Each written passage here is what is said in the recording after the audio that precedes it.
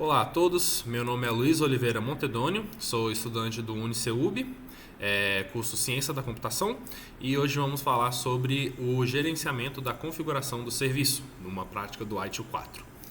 Primeiramente, qual é o propósito desta prática? O propósito é configurar o ambiente de lançamento de novas versões do serviço, ou seja, sempre que formos lançar uma nova versão do nosso sistema, do nosso serviço no ar, a gente tem que seguir um passo a passo, temos que seguir um checklist a ser feito, né? Para a gente assegurar que todos os passos estão sendo feitos corretamente, que a gente não deixou nada passar, né? Nenhuma funcionalidade, nenhuma coisa que a gente tem que verificar a cada versão do sistema, né? Do serviço que nós lançamos. Além disso, temos de verificar se cada grupo ou área da organização tem acesso às informações necessárias no tempo certo. A gente vai falar sobre o porquê isso é importante daqui a pouquinho. Um termo que a gente vai escutar muito quando a gente fala sobre a configuração sobre o gerenciamento da configuração do serviço são os CIs, ou itens de configuração. E o que são esses CIs? São entidades que precisam ser gerenciadas para entregar um serviço de TI, como, por exemplo, o próprio software, o próprio sistema, o serviço, ele é considerado um CI. O escritório da fábrica de software, os funcionários que trabalham lá, a documentação do produto e os próprios clientes, todos são considerados CIs, certo? Então, quando a gente fala que temos de verificar se cada grupo ou área da organização tem acesso a certas informações, a gente está falando sobre os próprios CIs. A gente tem que verificar que os próprios CIs têm acesso, né, às informações necessárias no tempo certo. Bom, a gente pode ouvir falar muito também de uma coisa chamada CI/CD, que quer dizer Continuous Integration and Continuous Deployment, né? No inglês aí, quer dizer integração e lançamento contínuo, que basicamente é um próprio checklist, um passo a passo, né? Na verdade é mais de um processo que vai ser seguido a cada lançamento de versão também. Então, primeiro nós vamos planejar, depois codificar, construir, testar, lançar, operar, né, de fato executar o serviço, e depois nós vamos mensurar de acordo com o que o cliente operou, certo? Então esse passo a passo é feito durante todo o lançamento de uma nova funcionalidade de um serviço, né? No caso aí das metodologias ágeis de desenvolvimento, este processo é realizado a cada sprint, né? No Scrum, por exemplo, que é uma ferramenta aí de desenvolvimento ágil, a cada sprint, ou seja, a cada iteração de funcionalidades, de grupo de funcionalidades ou de lançamento de nova versão, nós seguimos esse passo a passo aí completamente, né? Então isso seguindo esses passos é uma forma de você realizar o gerenciamento da configuração do serviço, porque a cada passo desses você tem uma certa configuração a ser seguida, um passo a passo a você verificar, certo? Bom, voltando agora a um passo que nós conversamos aqui no início desse vídeo, por que se preocupar com o acesso da informação? Por que eu tenho que me certificar que cada CI tem acesso a uma informação num determinado período de tempo?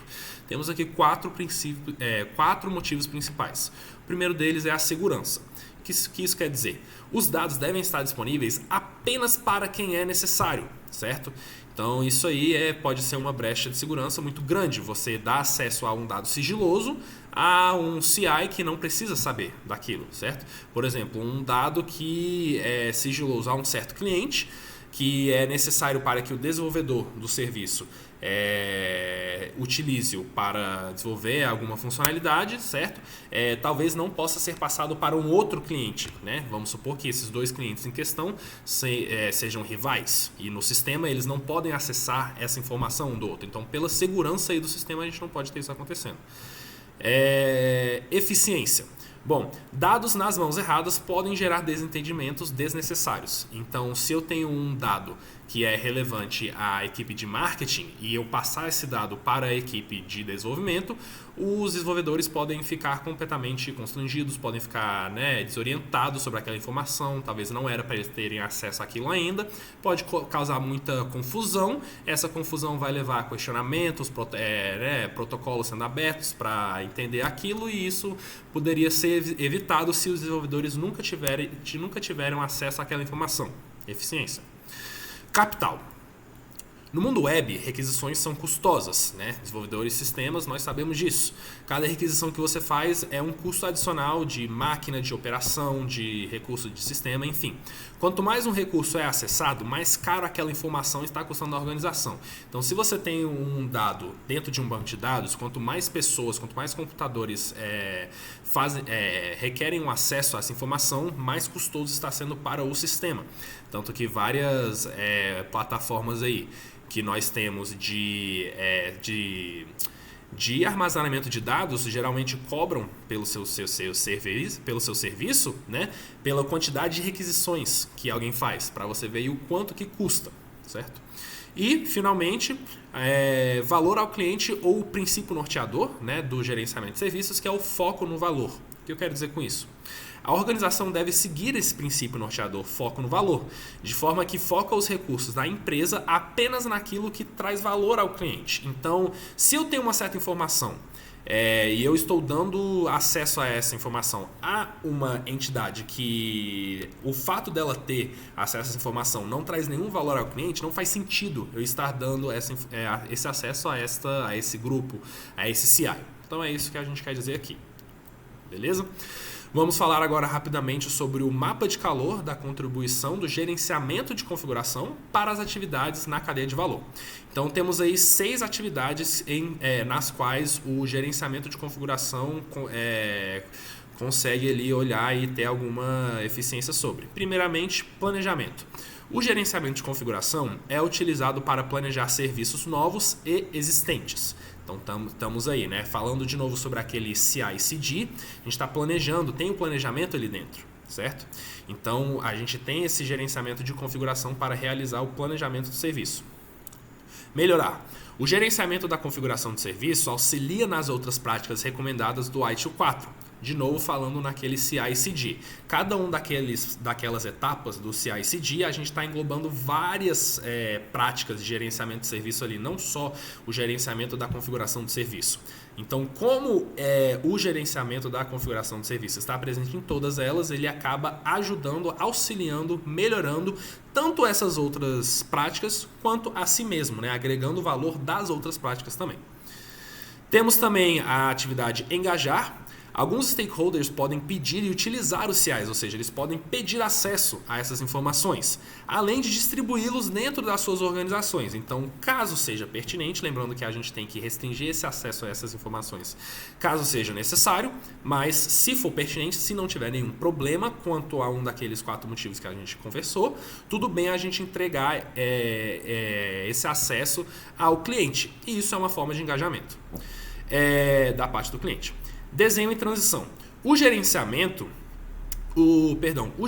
da configuração mostra como os ativos funcionam conjuntamente para criar um serviço, certo? Então, através do gerenciamento da configuração do serviço, a gente pode ter aí o desenho e a transição do próprio serviço.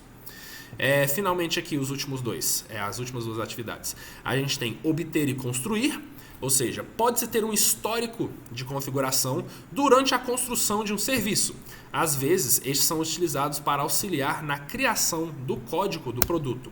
Então, se você tem aí a construção daquele serviço, né, todo aquele planejamento e tudo, você tem um histórico da configuração, um histórico de tudo que foi feito desse passo a passo, você pode utilizar essa informação para até auxiliar na criação do código do produto, do serviço, né? Então, uma nova funcionalidade, uma melhoria, talvez você pode reutilizar as informações para auxiliar na criação do código, uma forma de construção ou de obter aí, né?